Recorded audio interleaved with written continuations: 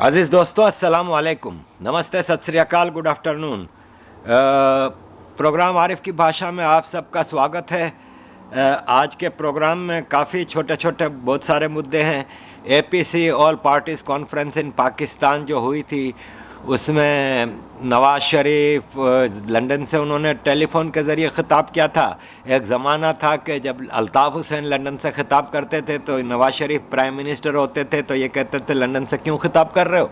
आज इनकी मजबूरी आई है तो इनको करना पड़ रहा है। कहानी मुख्तसर है कि पाकिस्तान में आज तक एक भी so called democratic government army की आशीर्वाद के बग़ैर नहीं बनी, एक भी। इसकी वाज़ेह मिसाल ये है कि पाकिस्तान के तमाम फॉरेन मिनिस्टर्स आज तक आर्मी के अप्रूवल से ही बने हैं। डायनास्टिक पॉलिटिक्स जो कि अब इंडिया में तो मरने वाली है, तकरीबन मर चुकी है, लेकिन पाकिस्तान में आज भी डायनास्टिक पॉलिटिक्स चल रही है। बेनज़ीर भुट्टो का बेटा, नवाज़ शरीफ की बेटी, मौलाना फजलुर रहमान ख़ुद मौलाना मुफ्ती महमूद के बेटे, मतलब उस, और महमूद ख़ान अचकज़ई हैं, वो अब्दुल समद अचकज़ई के बेटे, ये सब किसी न किसी सियासतदान के बेटे हैं। ये वन वे और अदर हमेशा पाकिस्तान पे रूल करते रहें और आर्मी की छितर छाया में ये रूल करते रहें। इस एपीसी का मकसद सिर्फ़ और सिर्फ ये था कि हम पुरानी पगार पे काम करने को तैयार हैं, इमरान खान को हटाओ। ये है मकसद, और इस एपीसी का और कोई मकसद नहीं है।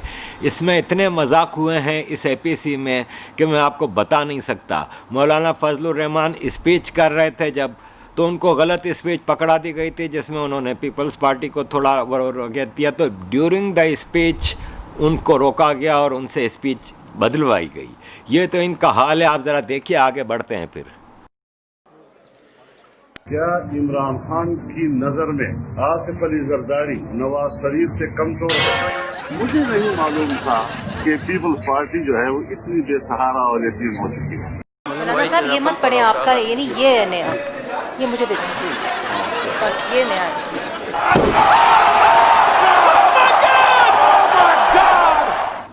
तो इन और आउट पाकिस्तान, अगर कोई इस एपीसी से कोई उम्मीद लगा के बैठा है तो वो बेकार है, क्योंकि ये लोग अब ये कोशिश कर रहे हैं कि अब हमें मौका दो, इमरान खान ना अहल है। आप लोगों ने बड़ा पाकिस्तान की खिदमत कर ली है, क्योंकि बहरहाल ये लोग कभी आर्मी से हट के कुछ भी नहीं कर सकते। यही नवाज शरीफ, यही जरदारी आर्मी को लायंस शेयर देते रहे हर चीज़ में, चाहे वो सीपैक हो, चाहे वो बलूचिस्तान हो, कराची ऑपरेशन हो, जितनी भी चीज़ें हों। वज़ीरिस्तान और KPK में पठानों के ख़िलाफ़ मुस्तकिल ऑपरेशन चल रहे हैं मुशर्रफ के दौर से। मजाक की इंतहा देखें कि करंट गवर्नमेंट इमरान खान की जो कैबिनेट है उसके आधे से ज़्यादा मिनिस्टर तो मुशर्रफ की कैबिनेट के थे, और बाकी जो आधे हैं वो इमरान खान के ज़ाती दोस्त हैं। और ये वो ज़ाती दोस्त हैं जैसे फैसल वावड़ा, जिसका मैं अक्सर जिक्र करता हूँ, बिलियनर है, जिसकी डजन्स ऑफ प्रॉपर्टीज़ तो खाली लंदन में है, जिसका वो हिसाब नहीं दे रहा। इसके बारे में अभी इमरान खान की गवर्नमेंट ने एक लिस्ट इशू की है कि टैक्स पेयर्स की, उसमें Faisal Vawda is not a tax payer, a billionaire man, minister, और ऐसे कई हैं बेशुमार। पीपल्स पार्टी के, नून लीग के तो हैं ही, इमरान खान की पार्टी के बेशुमार लोग जो कि इस वक्त पाकिस्तान में दावा कर रहे हैं कि हम ये कर रहे हैं, वो कर रहे हैं, सब ढकोसला है। तो ये एपीसी जो है वो सिंपल, उसका एक ही मकसद है कि किसी तरह हम पावर में आ जाएं, आर्मी हमें एडॉप्ट कर ले। बॉटम लाइन ये है कि आर्मी को दूर करो, ये करो, वो करो। एपीसी से पहले भी ये जनरल बाजवा से मिल के आए थे, और एपीसी के बाद भी शहबाज शरीफ और ये सब मिलने की कोशिशें कर रहे हैं जनरल बाजवा से। आर्मी को हटाने का एक ही तरीका है कि ब्लेटेंटली आर्मी के ख़िलाफ़ अवामी मूवमेंट चलाई जाए, सड़कों पर आया जाए। अब ये क्या कह रहे हैं, इस हुकूमत को हटाओ, नए इलेक्शन कराओ। किसको कह रहे हैं? आर्मी को कह रहे हैं, यानी आर्मी ही नए इलेक्शन कराए। Who the hell is army? इसके बारे में क्लियर बात है कि ये सब पार्टियां हुकूमत में आना चाह रही हैं, गवर्नमेंट में आना चाह रही हैं with the approval and with the ashirwad of Pakistan army. तो it is nothing more than a dhakosla ये एपीसी। मैं इस पे मज़ीद आपको क्या बोलूँ, ये सियासतदानों के हाल देख लें। दुनिया का कोई एक आर्मी जनरल बता दे जो पॉलिटिशियन से इस तरह कंधे पे हाथ रखता हो, इस तरह वो करता हो। और पॉलिटिशियंस, ये नमाज में हम जैसे अल्लाह के उसके आगे खड़े होते हैं ना अदब बना के, देख लें सारे इस पिक्चर में आपको नजर आएंगे कि अदब बना के खड़े हुए हैं आर्मी जनरल के आगे। फौजी नहीं खड़े हुए, फौजी पीछे देखें हाथ खुले हैं इनके, लेकिन ये सारे पॉलिटिशियंस का हाल देख लें। तो don't expect anything from this गंद पार्टी ऑफ APC। गवर्नमेंट में इमरान खान गंद मौजूद है तो ये सवा गंद मौजूद हैं। ये सब एक ही थाली के चिट्टे बिट्टे हैं। पाकिस्तान में आवाम के हाथ में है, पब्लिक के हाथ में है कि सड़कों पे आए और आसिम बाजवा, कमर बाजवा और इन आर्मी जनरल्स को इनकी नानी याद दिलाएं। आगे बढ़ते हैं। पाकिस्तान की जो करंट सिचुएशन है, ये बच्चे का रेप होता है। तारिक जमील कहते हैं, मौलवी तारिक जमील हुरों वाले, जब वो लाहौर का मोटरवे रेप हुआ, कि पाकिस्तान में को education is the reason for this rape. को एजुकेशन, मदरसों में बच्चों का जो रेप होता है उसमें को एजुकेशन कहाँ से आ गई? तारिक जमील ढकोसले, टोपी ड्रामे, क्या इनको गालियाँ दूँ? ये बच्चा जो छोटा सा एक रेप हुआ है, इसमें कौन सी को एजुकेशन है? पाकिस्तान में इस वक्त अफरा तफरी का आलम है, सेल्फ डिस्ट्रक्शन मोड जो मैं कह रहा हूँ। आपको याद होगा कि 2-3 हफ्ते पहले शियाओं के खिलाफ इतना ज़बरदस्त मुजाहरा किया था, देवबंदी और बरेलवी पार्टियों ने मिल के किया था। और मैंने उसी वक्त आपको वीडियो में बताया था कि ये आपस में देवबंदी फिर बरेलवियों पर हमला करेंगे। तो ऑलरेडी शुरू हो गया ये आप देखें, ये बरेलवियों की मस्जिद है जिस पे देवबंदियों ने हमला किया है। अब किसी को ब्लास्फेमी नज़र नहीं आती। यहाँ पे कुरान की बेइज्जती हुई, यहाँ पे हदीसों की किताबों की बेइज्जती हुई, यहाँ पे मस्जिद की बेहरमती हुई, उस पर कोई नहीं बोलेगा, तब इनको ब्लास्फेमी याद नहीं आएगी। लेकिन एक आदमी खाली जो कहता है कि मैं अहमदी हूँ, अहमदी पाकिस्तान के कानून का एक शहरी है, कानूनी शहरी है, उसको मार देंगे, उसको कत्ल कर देंगे और फिर उसके लिए पूरी कौम उसकी मुबारकबाद देगी उस कातिल को। ये है जी बनाना रिपब्लिक ऑफ पाकिस्तान। आगे बढ़ते हैं। 17 हिंदू एक दिन में कन्वर्ट हुए। हिंदुओं के लिए, शियाओं के लिए, सबके लिए पाकिस्तान एक रहने की जगह अब नहीं रही। आपको रहना है तो आप इन मुल्ला मिलिट्री अलायंस के गुलाम बन के रह सकते हैं और कुछ नहीं। एक दिन में 17 हिंदुओं को कन्वर्ट किया गया पाकिस्तान में।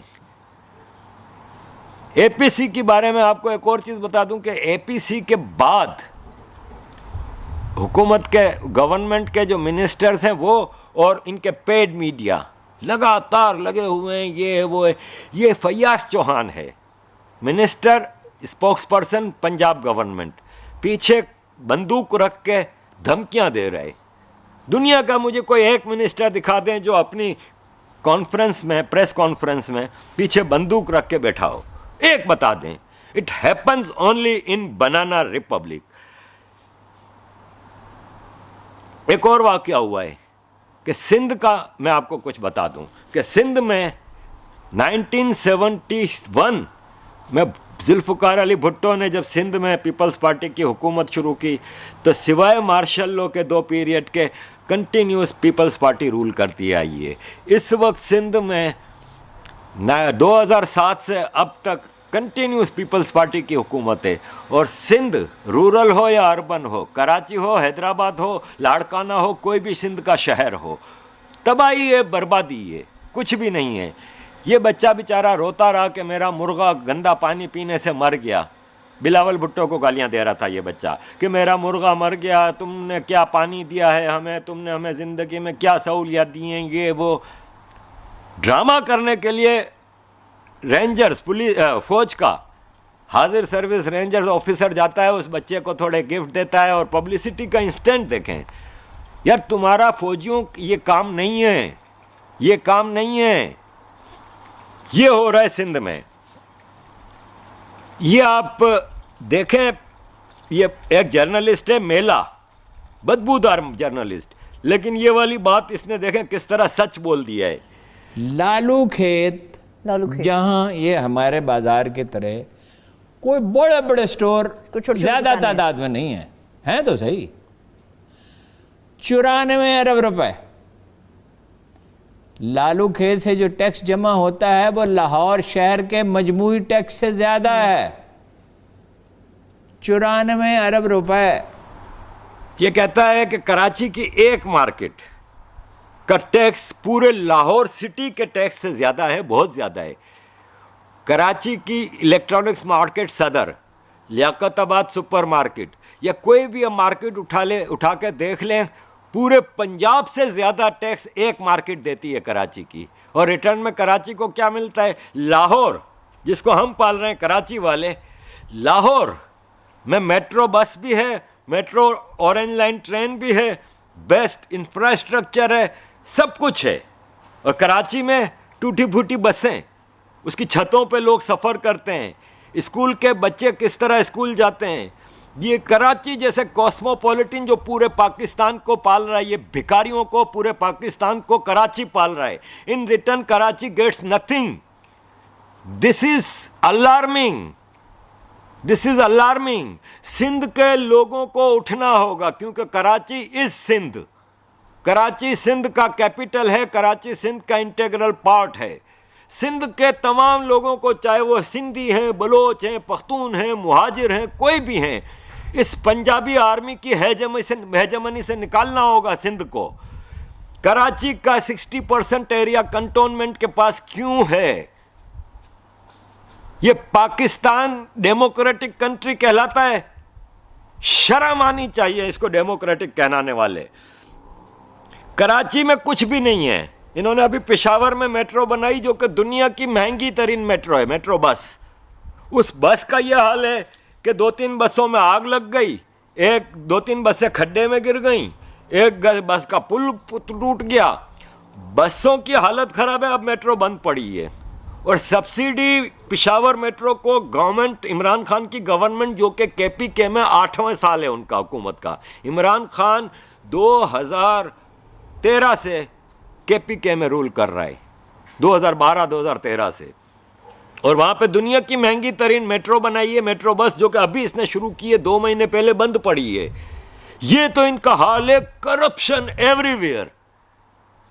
इन पीपल्स पार्टी के मिनिस्टर, तहरीक इंसाफ इमरान खान की पार्टी के मिनिस्टर्स और पाकिस्तान आर्मी के जनरल्स, बेड़ा गर्क किया हुआ है। बलोचिस्तान को लूटा जा रहा है। और अभी APC में जैसे बताया था, नवाज शरीफ ने स्पीच में खुल के कह दिया कि यही आसिम बाजवा, किसका बच्चा आपको पता है? आसिम बाजवा सदर्न कमांड का कमांडर था जब, तो उसने बलोचिस्तान की पॉलिटिकल गवर्नमेंट भी गिराई थी, क्योंकि इनको बलोचिस्तान से हर चीज़ लूटनी है। इनकी लालच का कुआं भर नहीं सकता। ये इतने हरामी लोग हैं कि मैं बता नहीं सकता कि दुनिया में आपको इन पाकिस्तान फौज से ज़्यादा घटिया इंसान नहीं मिलेंगे। थोड़ा मैं भारत की तरफ जाने से पहले यूनाइटेड नेशंस के बारे में आपको बता दूं। मुझे काफ़ी लोग पूछ रहे हैं कि आरिफ भाई, आप United Nations Geneva human rights council के सेशन में क्यों नहीं गए?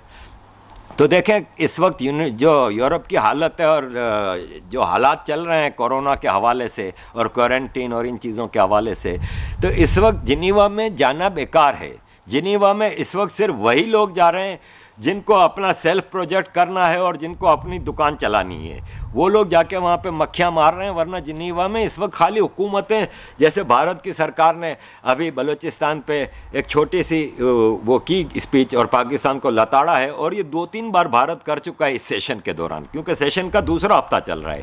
ये 3 हफ्ते का सेशन है। यहाँ पे मैं एक चीज़ वाज़े कर दूं कि हमारे कुछ दोस्त बड़ा शो कर रहे हैं कि हमने ये तीर मार दिए, वो तीर मार दिए। तो यूएन का सिस्टम में ज़रा आपको समझा दूं कि यूनाइटेड नेशंस की बहुत सारी बॉडीज़ हैं, जिसमें से एक ये ह्यूमन राइट्स काउंसिल है जो जिनीवा में होती है। 2 जो मेन बॉडीज़ हैं ना यूनाइटेड नेशंस की, वो हैं सिक्योरिटी काउंसिल और यूएन जनरल असेंबली। ये 2 बॉडीज़ न्यूयॉर्क में होती हैं, न्यूयॉर्क में होती हैं। सिक्योरिटी काउंसिल में 5 permanent members, America, Russia, China, France, England, और 10 इलेक्टेड मेंबर होते हैं जो 2-2 साल के लिए इलेक्ट होते हैं। सिर्फ वो 15 मेंबर सिक्योरिटी काउंसिल की मीटिंग्स में बैठते हैं और तकरीरें करते हैं। यूएन जनरल असेंबली में सिर्फ यूनाइटेड नेशंस के जो मेंबर स्टेट्स हैं 200 के करीब, सिर्फ वो स्पीच कर सकते हैं, आम आदमी नहीं कर सकता, मेरे जैसा या किसी और जैसा। और जिसने हेड ऑफ स्टेट, इवन जैसे प्राइम मिनिस्टर मोदी जी, अगर यूएन जनरल असेंबली में स्पीच करनी है उनको, तो उनको न्यूयॉर्क जाके स्पीच करनी है, अपने बेडरूम में बैठ के कोई स्पीच नहीं करता, वो भी यूएनजीए में, नेवर। तो जो ये कर रहा है वो फेक है, और उससे पता नहीं उनकी क्या मजबूरी है जो इस तरह की चीज़ें फैला रहे हैं। बाकी जो बॉडीज़ हैं यूएन की, जैसे ह्यूमन राइट्स काउंसिल है, ऐसे यूनिसेफ है, यूनेस्को है, यूएनएचसीआर है, आईएलओ है, बेशुमार एजेंसीज हैं, उसमें ज़्यादातर जिनीवा में होती हैं। ह्यूमन राइट्स काउंसिल का इजलास साल में 3 बार होता है, मार्च में 4 हफ्ते के लिए होता है, जून में 3 हफ्ते के लिए होता है, और सितंबर में 3 हफ्ते के लिए होता है। मैं जून के सेशन में भी इसीलिए कोरोना की वजह से नहीं किया था, मार्च के सेशन में मैं उधर था, लेकिन तीसरे हफ्ते में मुझे फिर वापस आना पड़ा जब उधर इस सेशन को वाइंड अप कर दिया गया था। और इस सेशन में भी मुझे बड़ा लोगों ने समझाया कि जाओ, लेकिन मैं इसलिए जाने को तैयार नहीं कि वहाँ पे कुछ नहीं हो रहा सिवाय दुकानदारियों के इस वक्त, तो बेकार है। और जो इसको फजूल में इसको यूज़ कर रहे हैं ना, जो मेरी उनसे दरख्वास्त है कि कम से कम आवाम के जज्बात के साथ ना खेलें और फेक न्यूज़ को ना फैलाएं। जो कर सकते हैं वो करें। मेरा ट्रैक रिकॉर्ड मौजूद है, मैं 1994 से यूएन जा रहा हूँ और आज 26वां साल है। मैंने हमेशा सिर्फ और सिर्फ दुनिया की सबसे बड़ी गंद है ना जो पाकिस्तान फौज, उसके खिलाफ स्पीच की है, क्योंकि मुझे पता है root cause of all problems in South Asia and beyond is Pakistan army, Pakistan की टेररिस्ट आर्मी, जिसने हमेशा टेररिज्म को प्रोमोट किया है, जिसने हमेशा टेररिज्म को नर्चर किया है, टेररिस्टों को बनाया है, जिसने, वही बुनियाद है। और मेरी एक लफ्ज़ कोई दिखा दे निकाल के कि मैंने कभी भारत के खिलाफ एक लफ्ज़ बोला हो। भारत के खिलाफ दिल में हमेशा मोहब्बत रही है, क्योंकि हमारे माँ बाप ने हमें आर्मी का दिया हुआ वो चूरन चाटने नहीं दिया, भारत दुश्मनी का। हमारे दिल में हमेशा हमारे माँ बाप ने बताया है हमें कि भारत वॉज अवर देश। इस पे हमें लोग ताने भी मारते हैं कि आपके माँ बाप क्यों छोड़ के गए थे और ये था। तो भाई साहब, लंबी कहानियाँ हैं, मैं पहले भी वीडियोज़ में बता चुका हूँ कि कोई इरादा नहीं था हमारे घर वालों का छोड़ के जाने का। लास्ट मोमेंट तक हमारे घर वाले अपने गांव से जाने को तैयार नहीं थे। लेकिन ये जो भारत पाकिस्तान का बंटवारा हुआ है, उसमें साजिशें रची गई थीं और बाकायदा हमले किए गए थे। ख़ास तौर पे जब रावलपिंडी और फैसलाबाद लाइलपुर होता था, यहाँ से जब सिखों की ट्रेनें जा रही थी, जब अमृतसर पहुँची तो वो लाशों से भरी हुई थी। तो उसका रिएक्शन फिर उधर आया भारत में, और मुसलमानों की बस्तियों पे भी हमले हुए थे। ये एक साजिश थी, इसको आपको मानना होगा। उसमें हम लोग बेगुनाह लोग थे, उसमें हम लड़ने भड़ने वाले गुजरात के लोगों की, आज भी भारत की फौज में कितने लोग हैं गुजरात के। हम लोगों का ये काम नहीं था। हमारे घर वालों ने रातों रात 4 कपड़े उठा के, हमारे खानदान के खानदानों ने हिजरत की थी। हमारी अम्मी के खानदान ने तो 9 महीने भोपाल के नवाब ने उनको पनाह दी थी, क्योंकि हमारे गुजरात में जूनागढ़ के गांव में रहने जैसा नहीं रहा था। अब क्या मजबूरियां थीं उस वक्त की सूरत हाल में जाके देखें। लेकिन उन्होंने हमें कभी भारत दुश्मनी का पार्ट नहीं पढ़ाया। तो मेरा तो शुरू से ट्रैक रिकॉर्ड है कि मैंने हमेशा, और मैं भारत की कोई चमचागिरी नहीं कर रहा, मेरे देश की, मैं सच बताता हूँ। मेरे साथ मेरे आर्ग्यूमेंट से मैं लॉजिक पे बात करता हूँ और आर्ग्यूमेंट के साथ बात करता हूँ। मेहरान मरी ने कहा ना, मेरे जो शुरू से पॉइंट ऑफ व्यू रहा है कि Hindus are the most tolerant people on earth, ये मेहरान मरी ने इसको इंडोर्स किया। कोई झुटला सकता है तो झुटला दे। कोई और रिलीजन इतना पीसफुल नहीं है दुनिया में, कोई और नेशन इतनी पीसफुल नहीं है दुनिया में। और जब भी हिंदुओं को हमेशा दबाया गया है, चाहे भारत में मुसलमानों की हुकूमत हो, अंग्रेज़ों की हुकूमत हो, हमेशा हिंदुओं को दबाया गया। और आज 47 के बाद भी एक अपीजमेंट की जो हुकूमत चलती रही है, उसमें हिंदू ही दबाया गया है। ये अब जाके हिंदुओं में अवेयरनेस आई है और वो आहिस्ते आहिस्ते अपने रिलीजन, अपनी कल्चर, अपनी सिविलाइजेशन पे प्राइड शो करते हैं। इसको अगर कोई एक्सट्रीमिज़म कहता है तो आपको घबराने की ज़रूरत नहीं है, कहने वाले कहते रहें। You are right my Hindu brothers. तो भारत में एक फिल्म अभी जिहादी टेरर के नाम से वो हुई तो उस पर हंगामा मच गया है। लेकिन इसी चैनल पे हिंदू टेरर, सैफरॉन टेरर, बरखा दत्त ने ये फिल्में की थी, उस पर कभी किसी ने एतराज़ नहीं किया। लेकिन यहाँ पे आ जाते हैं सारे एतराज़ करने वाले। ये शैला रशीद फरमाती हैं कि भारत अब मैस बन चुका है और ये और वो, तो ऑफ कोर्स भारत को मैस आप लोगों ने बनाया था। अब ये एक ऐसी गवर्नमेंट आई है जो पुराने मैस को साफ कर रही है, कचरा साफ हो रहा है। शैला जी, राणा जी, सबा जी, अरफा जी, आप लोगों की सबकी सफाई होनी है। और ये जो आपकी पनौती है बरखा, आपको सारे गलत कामों में, जितने गलत काम करने वाले लोग हैं उसका इंटरव्यू लेने के लिए सबसे पहले बरखा पहुंचेंगी। याद है ना कारगिल, मुशर्रफ के साथ ये पेंगें बढ़ा रही थी और इन्होंने मुशर्रफ की बड़ी तारीफें की थी। ये वायर, ये एनडीटीवी, देखे ना क्या कह रहा है, हिंदुओं को इंडिया को वार्निंग दे रहा है, चाइना को मुबारकबाद दे रहे हैं। ये हाल है, इसकी सफाई हो रही है। और गटर की सफाई करते हुए हाथ थोड़े गंदे होते हैं तो होने दें, फिक्र ना करें। Modi ji, nation is with you, entire free world is with you. आप अंदर भी सफाई करें, बाहर भी सफाई करें। और सबसे बड़ी गंद आपके जो बगल में वेस्ट में बैठी हुई है पाकिस्तान, उसका तो पूरा सफाई करना अब ज़रूरी हो गया है। तो भारत के हवाले से ये चीज़ें हैं। कश्मीर में आपने देखा कि जर्नलिस्ट पकड़ा गया है, जो बड़ी चीज़ें आएंगी बेटा। ये जो तुम लोग एनडीटीवी वालों और ये जो सागरिका है, मुझे ब्लॉक करने से क्या होगा मैडम? आप ब्लॉक होने वाली हैं अभी पूरे भारत में। आपका जो टब्बर है ना ये पूरा, चाहे वो बरखा हो, राजदीप आपका पति हो, या ये सो कॉल्ड मुस्लिम, मैं इनको मुस्लिम नहीं मानता। ये अरफा, राना, इनका लाइफ स्टाइल जो प्रीच करती हैं उसका ऑपोजिट है। One of the most hypocrite people are Muslims, communal leaders and journalists. तो इन लोगों की सफाई होने वाली है, तो इसलिए इनकी चीखें निकल रही हैं। निकलने दें, फिक्र ना करें। तो अजीज दोस्तों, मेरे जो दिल में होता है ठाक करके मैं आपके सामने रख देता हूँ। मुझे किसी का डर नहीं है, मुझे किसी की घबराहट नहीं है। मैं गरीबी हाल में जिस तरह खुश हूँ अपनी फैमिली के साथ, मैं अपनी ज़िंदगी एक उसूल के तहत गुजार रहा हूँ। अगर मैंने पैसे कमाने होते हैं तो इसी मेरे घर के दरवाजे पे बड़े बड़े लोग आते हैं। खाली इसी जिनीवा सेशन के लिए मुझे लिफाफे आए कि आप जाएँ अटेंड करने के लिए। मैंने मना कर दिया है और मैं नहीं करूँगा एक्सेप्ट। मैं सिर्फ व सिर्फ राइट कॉज के लिए लड़ता हूँ। उसके लिए मुझे किसी के पैसे की ज़रूरत नहीं है, किसी की फाइनेंशियल एड की ज़रूरत नहीं है। थैंक यू वेरी मच दोस्तों, आप लोगों का मान है जो मुझे ये कायम रखा हुआ है। वरना कई बार ऐसा फ्रस्ट्रेशन होता है, कुछ अपने दोस्तों की वजह से ही मुझे पिछले काफ़ी अरसे से मैं बड़ा फ्रस्ट्रेटेड हो रहा हूँ कि उनकी वो मेरे काम में बड़ी अड़चनें डाल रहे हैं। लेकिन फिर मैं वापस, जब मेरे भारतीय परिवार का मैसेजेस आते हैं, मुझे हौसला अफजाई देते हैं, मुझे इतना मान देते हैं, तो मैं कहता हूं कि नहीं बेटा, फिर तो उठना होगा तेरे को। जब पूरी एक कौम, 100 करोड़ से ज़्यादा लोग तुम्हारे लिए दुआ कर रहे हैं, तुम्हारे लिए बेस्ट विशेस कर रहे हैं, तुम्हें सपोर्ट कर रहे हैं हर तरह से, तुम्हारे मैसेज को फॉरवर्ड कर रहे हैं, तो फिर तू नखरे नहीं कर।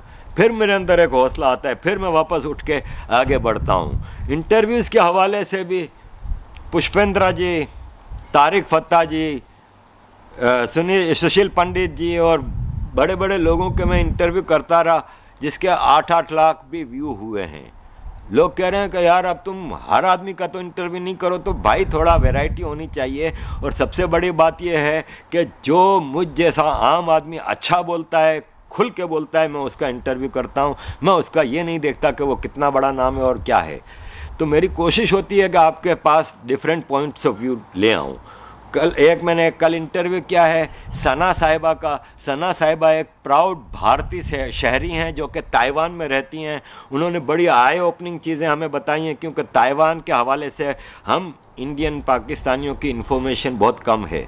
बड़ी इन्फॉर्मेटिव इंटरव्यू है, मैं उस पर वर्किंग करूँगा आज या कल में, और कल या परसों आपको वो मैं पोस्ट कर दूँगा। तो मेरी कोशिश है कि मैं जितना correct honest point of view लोगों का और अपना ला सकूं, आपके सामने लाता रहूँगा। जहाँ मैं गलत हूँ आप लोगों से करेक्शन की दरख्वास्त है, क्योंकि मैं आज जो भी बोल रहा हूँ ये मुझे आप लोगों ने बनाया है, मुझे आप लोगों ने एक एक चीज़ सिखाई है, कैमरा चलाना तो एडिटिंग, वरना आप पिछले 1 साल पहले की मेरी वीडियोस देख लें। और आज तो I am improving, I am a duffer student, लेकिन आई एम स्टिल इम्प्रूविंग, आप लोगों की मदद से, आप लोगों की सपोर्ट से। Thank you very much for everything. जय हिंद, भारत माता की जय, जय Shri Ram. In Pakistan, the plight of people under its subjugation is well represented by the state of affairs in Balochistan, Khyber Pakhtunkhwa and Sindh.